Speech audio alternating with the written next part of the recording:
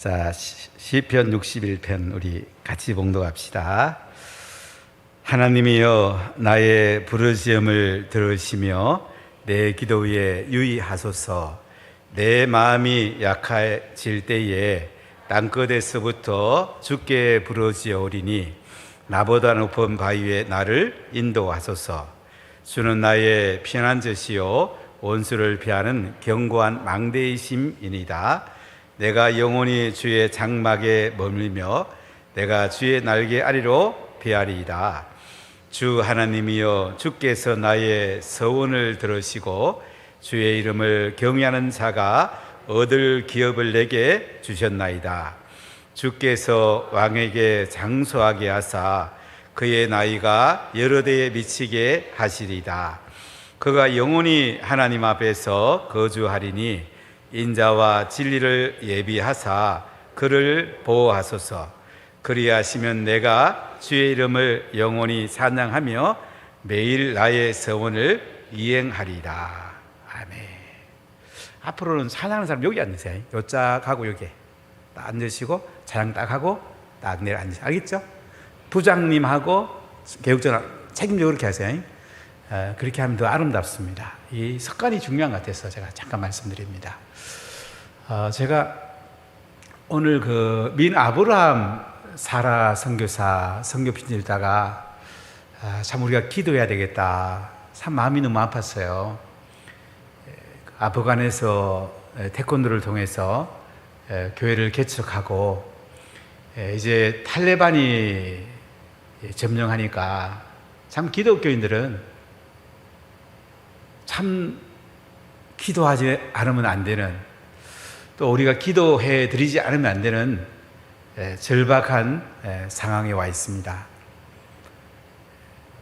어떤 성도는 뉴질랜드 외국으로 간 성도도 있고요. 또 어떤 성도는 지금 대한민국에 와서 또 믿음으로 시작하는 성도도 있고, 또 어떤 성도는 산으로 지금 가가지고 추위 속에 먹을 것이 없는 성도도 있고, 또 어떤 성도는 아프간 자기 집에 머물면서 앞으로 과연 어떻게 될 건가, 살 수 있을까는 참 너무 힘든 가운데 성도들이 지금 살고 있습니다. 우린 너무나 따뜻한 곳에 참 주님을 마음껏 예배하며 살고 있지만은 아프간의 기독교인들은 너무나 위급한 절박한 상황에 살고 있습니다. 우리나라에 초기에 복음이 들어왔을 때 천주교인 가운데 제사 지냈다고 많은 사람들이 순교했습니다. 서울에 가면 절두산에 목이 베어서 많은 사람들이 죽어갔습니다. 6.25 때 특히 전라도 쪽을 중심으로 인민군 내에서 많은 사람들이 순교당했습니다. 염산교회라는 교회를 가봤는데 77명이 순교를 당했습니다. 목에다가 돌을 매달아 가지고 바다에 빠뜨렸습니다. 그들은 참 그렇게 마지막 순교의 제물로 드렸습니다. 목사님 가정이 있었는데 인민군들이 와서 자녀를 죽이려고 합니다. 그때 아버지 목사가 하는 얘기가, 너희들 죽을 준비돼 있지? 우리 천국에서 만나자. 그리고 목사님은 살갗이 다 칼로 베어서 마지막을 맞이했고, 자녀들도 예수님 부인하지 않고 천국에서 만나자는 약속대로 순교의 제물로 드렸습니다. 참 우리는 너무나 지금 편안하게 예수님을 믿습니다. 제가 제일 안타까운 거는 이렇게 좋은 세상에 살면서도 하나님 앞에 나와서 예배 드리는 걸 소홀히 한다는 거. 참 이건 너무 가슴 아픈 일입니다. 교회 안수집사가 돼가지고 장로가 돼가지고 권사가 돼가지고 셀리더가 돼가지고 하면 이거 얼마나 마음 아픈 이야기입니까? 어떤 사람들은 앞에 두고 생명을 걸고 예수를 믿는 사람이 있는데 우리는 너무나 편안하게 예배를 소홀히 하고 기도를 소홀히 하고 세상 살기에 분주할 때가 많지는 않습니까? 저는 지금 대한민국을 바라보면서 한국교회를 바라보면서 참 눈물 밖에 나는 게 없습니다. 어쩌다 한국교회가 이렇게 됐지. 정부에서 예배 못 드리게 한다고 예배 안 드리는 교회를 보면서 참 너무 마음이 아프고 가슴이 찢어지는 것 같습니다. 어떻게 세워진 교회인데요? 순교의 제물 위에 세워진 교회인데 우리가 피로 값진 교회를 정말로 귀하게 얘기해야 되지 않겠습니까? 정말로 귀하게 얘기해야 되지 않겠습니까? 교회는 그냥 세워진 게 아닙니다. 예수님의 피로 이 땅에 몸으로 남기신 것이 교회입니다. 그렇기 때문에 우리가 아끼지 않으면 누가 아껴주겠습니까? 아프간의 탈레반 또는 IS 하라산이라는 그런 이슬람 앞에 참으로 그들은 울고 있습니다. 살 수 있을까? 생명을 이어갈 수 있을까? 아니면 그들 앞에 목을 내놔야 될까? 절박한 상황 속에 많은 기독교인들이 있습니다. 우리는 정말로 하나님 앞에 모든 것 가운데 기도해야 되지 않겠습니까? 다른 거 못해도 기도해야 되지 않겠습니까? 기도해야 되지 않겠습니까? 다윗은 어려울 때에 하나님 앞에 기도했습니다. 우리가 기도하면 문제가 안 보이고요, 하나님이 보입니다. 기도 안 하면 하나님은 안 보이고 문제가 보입니다. 기도 안 하면 할 일이 너무 많습니다. 기도하면 할 일이 별로 없습니다. 바빠서 예배를 못 드린다고? 바빠서 기도를 못 한다고? 그건 우선순위가 바로 됐는지 한번 돌아봐야 됩니다. 다윗이라는 인물은 왕이었고 얼마나 바빴겠습니까? 예전에 왕들은 전쟁터도 나가야 되고 백성을 다스려야 되고 때로는 재판도 해야 되고 정말로 바빴습니다. 그런데 이 다윗이 성군이었고 전쟁터에 나갈 때마다 하나님이 승리하게 하셨고 하나님께서 다윗에게 은혜를 베풀어 갖고 나라가 부강하게 되었습니다. 경제력도 든든했고 세상 나라 가운데 다윗의 왕국 가장 영광스럽고 아름다운 나라였습니다. 하나님 나라의 모형이었습니다. 그런데 이 나라의 아들 압살롬이 아히도벨을 술사로 삼아갖고 아버지를 밀어내고 왕이 되려고 합니다. 참 얼마나 가슴이 아프겠습니까? 그냥 왕이 물러주도 될 텐데 모반을 했으니까 어떻게 왕위를 물러주겠습니까? 아버지를 죽이고서라도 아들이 왕이 되려고 했을 때 참 얼마나 힘들었겠습니까? 이 절박한 상황 속에서 오늘 다윗이 기도한 내용이 오늘 시편 61편에 들어있습니다. 오늘 표제에 보면 다윗의 시라고 되어 있고요, 인도자를 따라 현악에 맞춘 노래라고 되어 있습니다. 현악은 그 당시 하프를 말합니다. 8개의 선이 있었고요, 이것을 켜면서 이제 하나님 앞에 이 시를 올려드린 찬양입니다. 여기에 다윗의 신앙이 녹아져 있고 다윗의 하나님을 만났던 그 영광이 이 시에 녹아져 있습니다. 오늘 이 시편을 우리가 은혜를 나누면서 다윗에게 있던 그 하나님의 영성이 우리에게도 임하기를 바라고요. 다윗에게 임한 하나님의 영광이 우리에게 임하기를 바랍니다. 자, 우리 1절을 같이 읽어볼게요. 하나님이여 나의 부르짖음을 들으시며 내 기도에 유의하소서. 하나님이여 나의 부르짖음에 들으시며 내 기도에 귀를 기울이소서. 하나님, 제가 부르짖습니다. 아들이 아버지를 죽이려고 지금 달려들고 있는데 하나님, 제가 어떻게 해야 됩니까? 다윗이 피난 가면서 이 시를 올려드렸다고 생각이 되는데요. 하나님, 나의 부르짖음을 들으시며. 여러분, 하나님 앞에 부르짖을 거 많지 않습니까? 자녀를 놓고 기도해야 되겠고, 대한민국을 위해서 기도해야 되겠고, 복음 받아야 될 영혼들을 위해서, 지옥 가는 사람들이 너무나 많지 않습니까? 이들을 위해서 우리가 부르짖어야 되지 않겠습니까? 하나님이여 나의 부르짖음을 들으시며, 하나님, 제 부르짖음을 들어주세요. 제 기도에 귀를 기울여주세요. 이렇게 다윗은 오늘 시편을 시작합니다. 여러분, 사실 우리가 기도하면, 부르짖으면 하나님이 귀를 기울이고 계세요.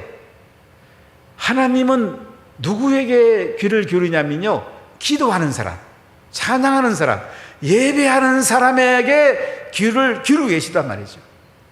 무슨 얘기하는가 하고 귀를 기울이고 계세요. 하나님이 귀를 기울이고 계신데 우리가 부르짖어야 되지 않겠습니까? 하나님 그렇게 듣고 싶어요. 아무개 집사는 어떤 기도 들어줄까? 하나님이 들어주기를 더 원해요. 우리가 기도하는 것보다도 하나님은 더 놀랍게 응답해 주고 싶은 거예요. 그럼 부모가 되면 그렇잖아요.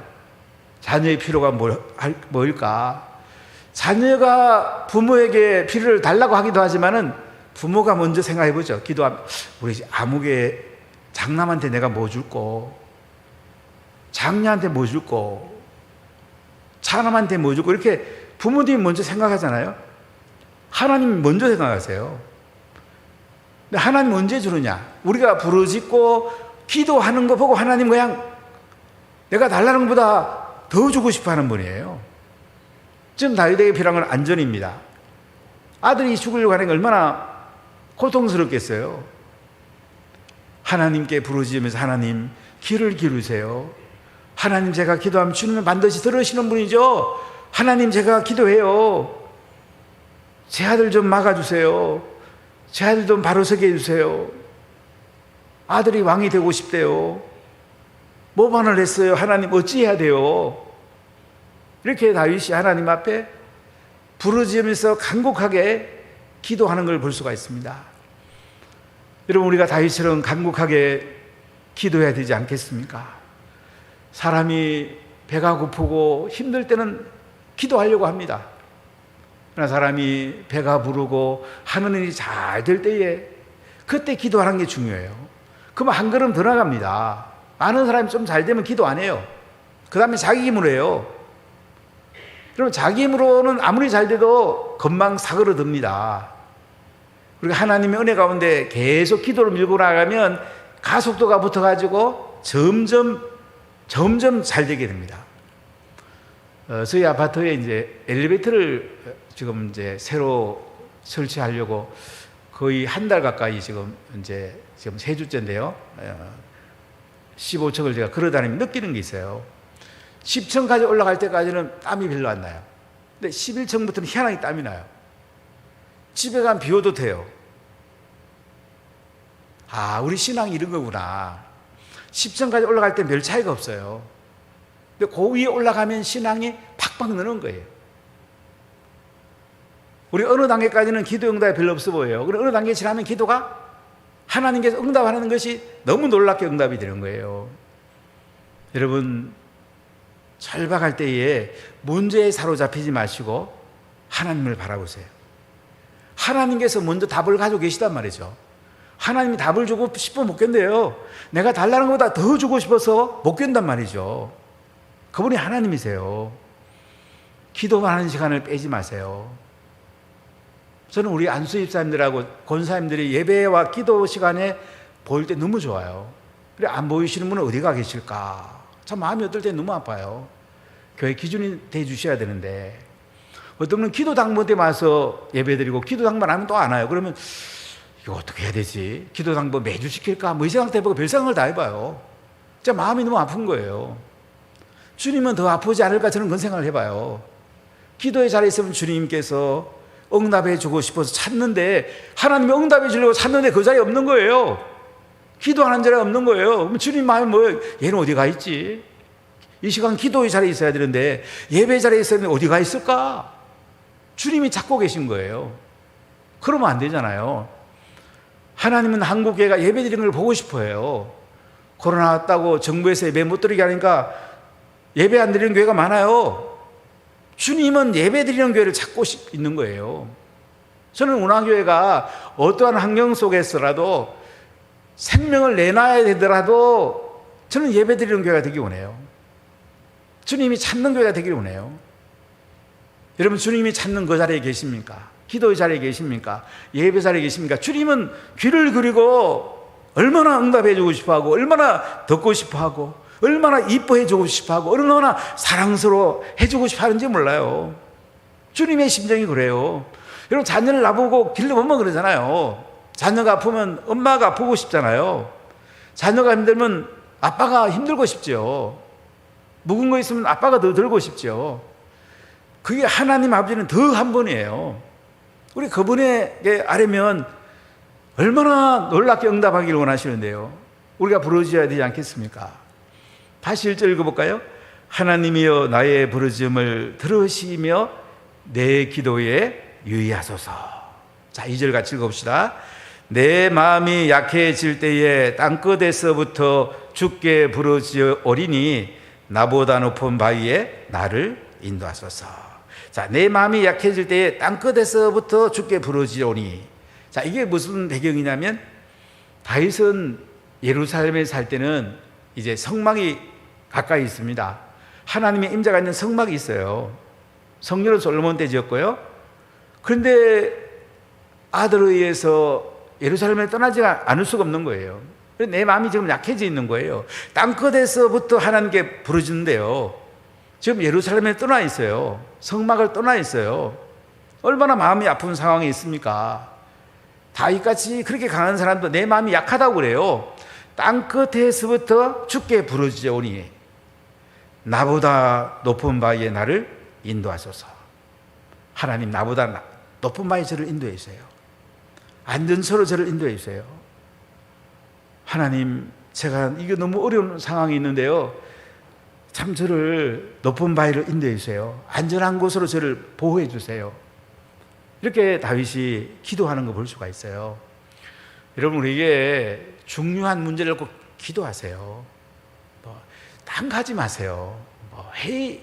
회의를 많이 하면 회의가 생겨요. 기도 많이 하면 하나님 응답해줘요.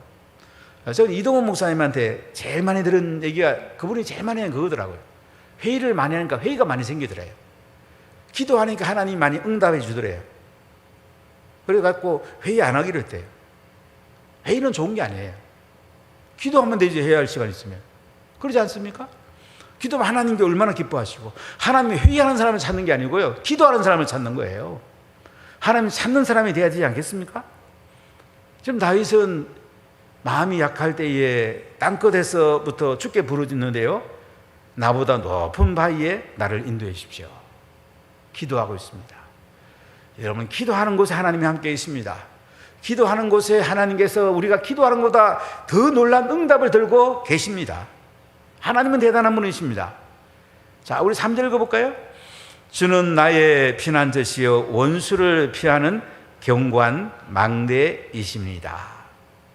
주는 나의 뭐예요? 피난처입니다. 주님께 피하면 안전합니다.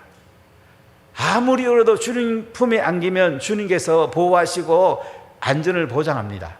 주님은 나의 피난처예요. 여러분, 어지러운 세상에 우리가 주님께 피해야지 어디에 피하겠어요? 예배드리는 곳이, 이곳이 피난처예요. 이 땅에서 가장 주님 피로 값준 교회가 피난처예요. 피난처. 금주일날 이 시간에 어디 있는 거예요? 교회 와서 예배드려야지. 피난처에 와서 주님 품에 안겨야지. 이거보다 더 안전한 곳이 어디 있어요? 이곳에 하나님의 은혜가 있고 하나님의 영광이 있지 않습니까?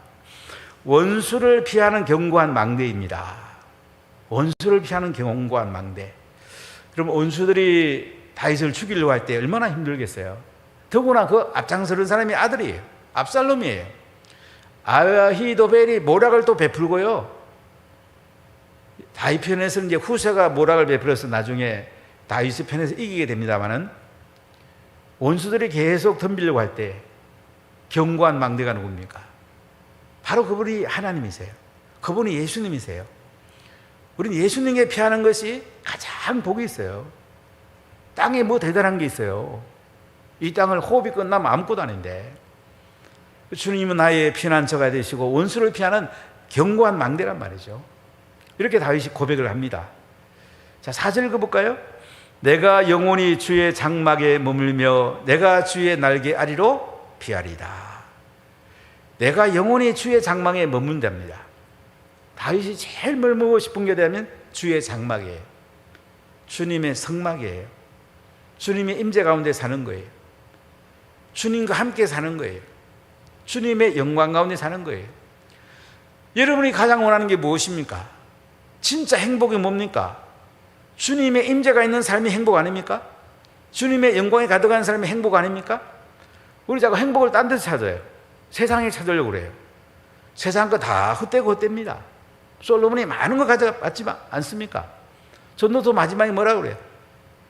그렇게 잘 살아봐도 헛되고 다 헛되다. 하나님을 경외하는 것과 하나님의 말씀대로 사는 것만 결국은 남는구나. 결론이 나와 있잖아요. 인생은 간단해요.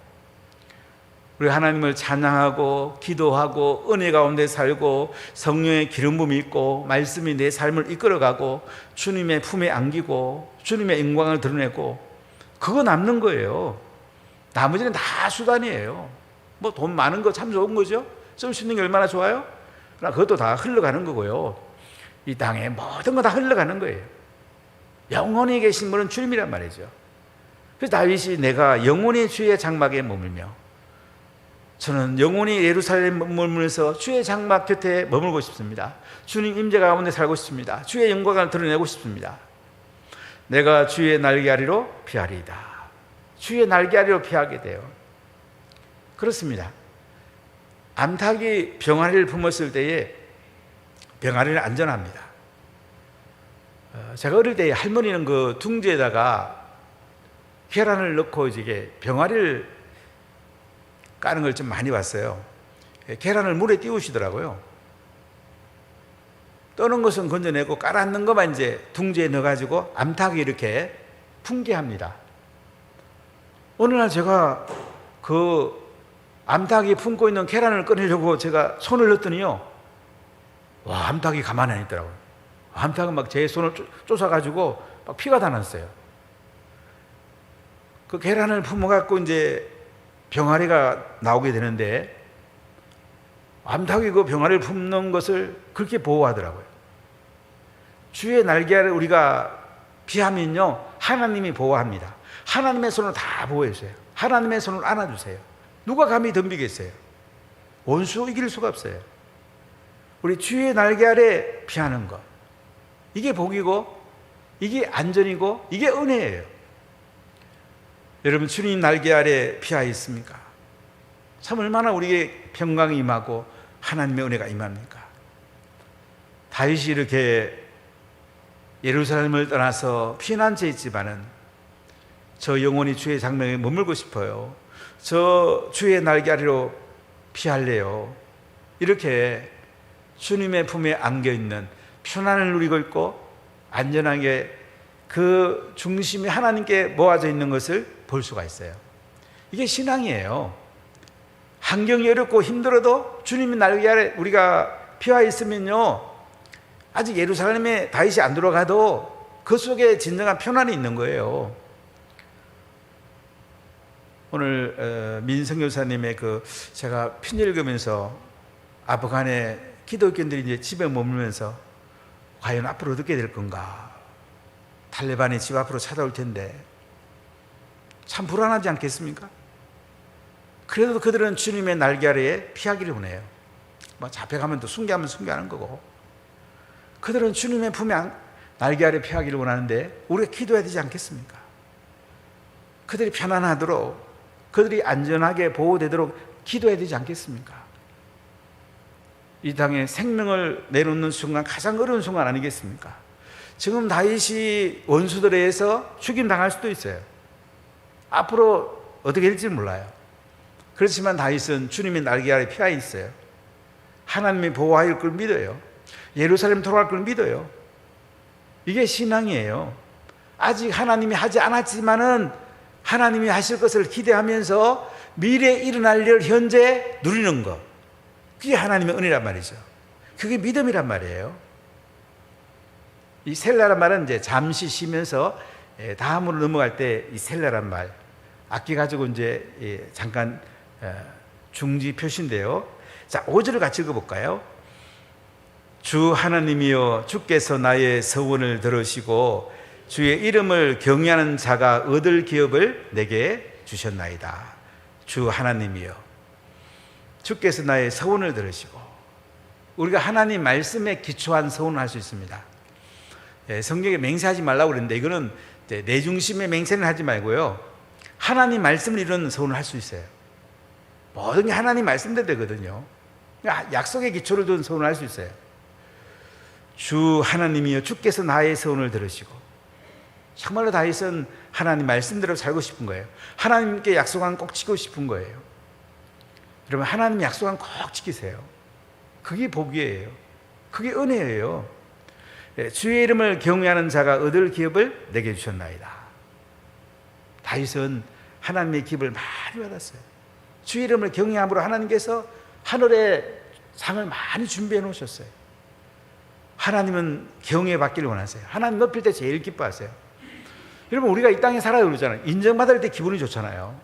자녀가 아빠를 인정해주고 엄마를 최고라고 해줄 때 참 좋잖아요. 토요일마다 가정 예배 드리면 이제 저랑 제 딸이 제 아내에게, 엄마에게 엄마가 최고예요. 저는 제 아내 보고 당신이 최고예요. 하여간 우리 마누라 그 최고라 그러면 얼굴이 제일 밝아요. 여자가 그렇잖아요. 인정해 주니까. 남편이 인정해 줄 때 기분 안 좋아요? 딸이 인정해 주면 기분 안 좋아요? 하나님이 인정해 준다면 더 놀랍지 않습니까? 하나님께서 영광을 받으시고 경외를 받으시고요, 우리를 인정해 준단 말이에요. 기업을 준단 말이에요. 얼마나 놀라운 거예요. 우리가 하나님을 높이고 하나님께 영광을 돌리고 하나님을 경외하면요, 하나님이요 그냥 부어주는 거예요. 하늘의 것을 가장 좋은 기업들을 내게 주셨나이다. 이미 주셨다고 다윗은 고백하죠. 이 예수님의 은혜고 영광이에요. 자, 그러면서 또 다윗이 이렇게 고백합니다. 6절 읽어볼까요?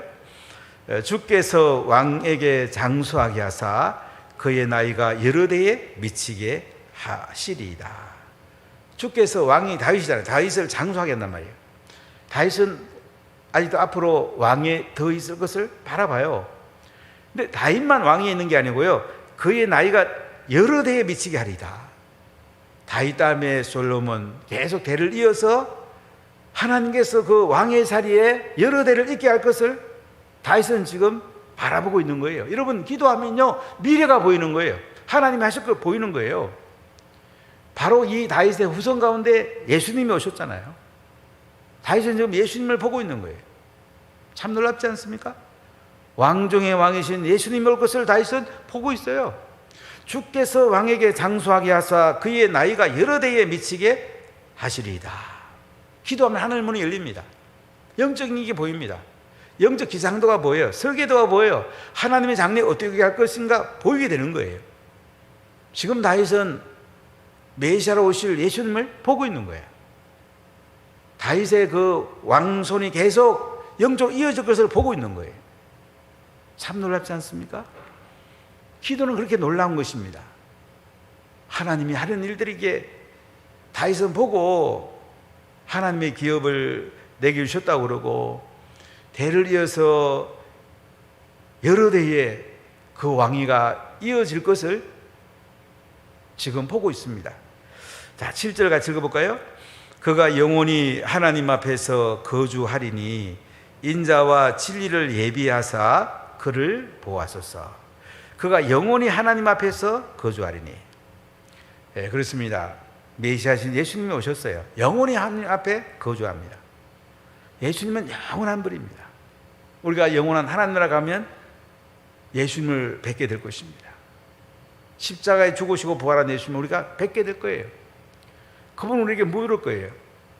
코로나 왔을 때 너 뭐 했니? 금요기도 때 너 어디에 있었어? 너 새벽에 어디 있었니? 너 코로나 왔을 때 진짜 예배 잘 들었냐? 분명히 예수님 물을 거예요. 예배 가는데 우리가 주님을 만나는 거니까, 기도할 때 주님께서 우리 가운데 찾아오시는 거니까. 그렇지 않겠습니까? 그가 영원히 하나님 앞에서 거주한답니다. 인자와 진리를 예비하사 그를 보호하소서. 인자란 말 헤세드, 진리란 말은 에메트란 히브리어인데요, 예비해갖고 다윗을 보호해 주세요. 우리가 기도하면 하나님 보호해 줍니다. 여러분, 염려할 거 없습니다. 하나님 먼저 찾아오세요. 기도하면 하나님 응답에 그 보따리를 들고 먼저 찾아오세요. 뭐 해줄 거. 신앙이 어릴 때일수록 더 응답이 빠릅니다. 여러분, 우리 자녀가 어릴 때는 울기만 해도 쫓아가잖아요. 남자와 여자가 다르더라고요. 제 큰딸이 태어났는데 막 울어가지고 저는 이제 기저귀가 필요한가 싶어서 기저귀를 가져갔더니 저지 먹고 싶어 하더라고요. 또 둘째는 이제 젖병을 들고 가니까 또 기저귀가 필요하고. 이 남자는 구분이 잘 안 되는데 여자는 엄마는 그게 구분이 되더라고 보니까. 제 아래는 정확하더라고요. 이 남자는 잘 몰라요. 근데 엄마는 딱 울음소리 듣고 아, 얘가 젖 먹고 싶구나, 기저귀 갈아야 되구나 알더라고. 주님은요, 우리가 뭐가 필요한가 다 아시는 분이에요. 너무나 정확하게 아시는 분이에요. 사람마다 다 필요가 다르잖아요. 정말 우리는 하나님 은혜를 누리고 싶잖아요. 주님을 만나고 싶잖아요. 인자와 진리로 예배해 갖고요, 우리를 보호해 주는 거예요. 그 은혜 가운데 우리는 기뻐하며 감사하는 거예요. 자, 마지막 절 한번 읽어볼까요? 그리하시면 내가 주의 이름을 영원히 찬양하며 매일 나의 소원을 이행하리다. 그리하시면 내가 어떻게 해요?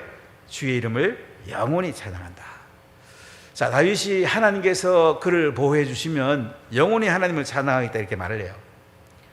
여러분, 찬양하는 것보다 더 좋은 게 어디 있어요? 찬양할 때 하나님이 함께 하시고 하나님이 높임을 받으시고, 찬양할 때 하나님께서 우리에게 하늘의 기쁨을 주시고 하늘의 온갖 걸 다 부어주세요. 하나님이 가장 기뻐하는 게 찬양할 때예요. 다윗은 새벽에 일어나면 찬양하고 감사하고 말씀 묵상하고 하나님이 부어주는 것을 너무너무 많이 경험한 거예요. 매일 나의 소원을 이행하리다. 다윗은 매일 하나님의 소원을 이행하겠대요. 하나님이 약속한 것을 매일매일 지켜나가겠대요. 하나님 말씀 붙들고 매일매일 살겠대요. 참 멋지죠? 하나님, 제가 지금 피난 나왔어요. 제 아들이 저를 죽이려고 해서 예루살렘을 떠나 나왔어요.